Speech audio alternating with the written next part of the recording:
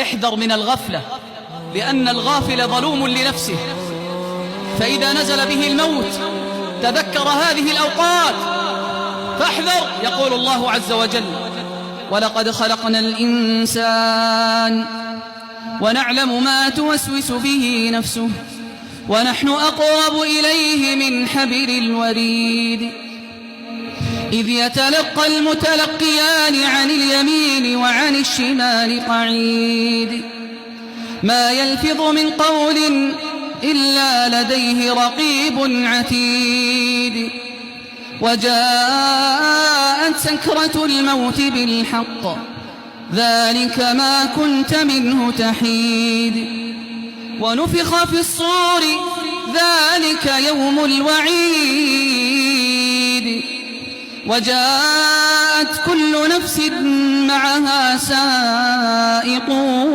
وشهيد لقد كنت في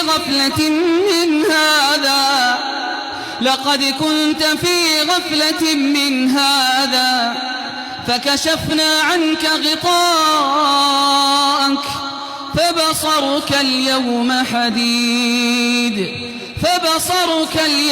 حديد الغافل ظلوم لنفسه يا عبد الله. أتدري لما؟ لأنه غفل عن الآخرة، غفل عن الزلزلة، غفل عن الطامة، غفل عن الصاعقة، غفل عن الصاخة، غفل عن يوم الحساب، غفل عن يوم الدين، غفل عن يوم الفصل. ألا تقرأ هود؟ ألم تقرأ الواقعة؟ ألم تقرأ المرسلات؟ ألم تقرأ التكوير والانفطار؟ ألم تقرأها؟ إذا السماء انفطرت وإذا الكواكب انتثرت وإذا البحار فجرت وإذا القبور بعثرت علمت نفس ما قدمت وأخرت. يا أيها الإنسان ما غرك بربك الكريم الذي خلقك فسواك فعدلك في أي صورة ما شاء ركبك. كلا بل تكذبون بالدين وإن عليكم لحافظين كراما كاتبين يعلمون ما تفعلون. فاحذر من هذا اليوم. الغافل يا عبد الله ظلوم لنفسه. أتدري لما؟ لأنه غفل عن الجمع والجماعات، غفل عن حي على الفلاح، غفل عن دروس العلم، غفل عن ذكر الله، غفل عن قراءة القرآن، غفل عن الأعمال الصالحة. فهذا سيندم في قبره وسيندم عند موته وسيندم في أرض محشره وسيندم إذا أدخل النار والعياذ بالله. ألا تدري ما يقولون؟ يقولون إذا خرجوا من قبورهم: يا ويلنا من بعثنا من مرقدنا ظلم وظلمات. وإذا أخرجوا على أرض المحشر قالوا يا ويلنا إنا كنا ظالمين. وإذا كانوا على أرض المحشر وتطايرت الصحف وكل واحد ينتظر نتيجته النهائية، فإما سعيد لا يشقى بعدها أبدا، وإما إلى الحطمة أو لظى أو السعير أو جهنم والعياذ بالله. فماذا يكون حاله؟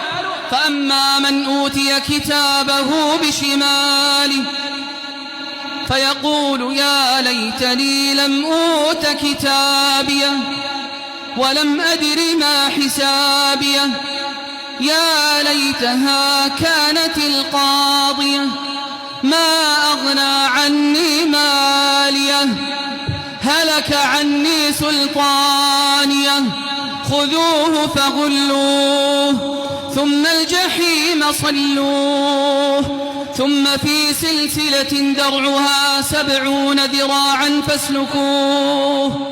هكذا يكون حاله. أولا تريد أن تكون من هؤلاء الآمنين الذين يساقون إلى ربهم وفدا مكرمين ويطاف عليهم بصحاف من ذهب وأكواب وفيها ما تشتهيه الأنفس وتلذ الأعين وهم فيها خالدون. وتلك الجنة التي أورثتموها بما كنتم تعملون فيها فاكهة كثيرة منها تأكلون. أم تريد أن تكون يا عبد الله من هؤلاء؟ والعياذ بالله. إن المجرمين في عذاب جهنم خالدون لا يفتر عنهم وهم فيه مبلسون. ماذا سيكون حالهم؟ ماذا سيكون حالهم؟ ينادون في النار فيقولون: ونادوا يا مالك ليقض علينا ربك. يأتيهم الجواب بعد 1000 سنة. قال إنكم ماكثون، لقد جئناكم بالحق ولكن أكثركم للحق كارهون. كانوا في غفلة من أمرهم. فاحذر يا عبد الله أن تكون من هؤلاء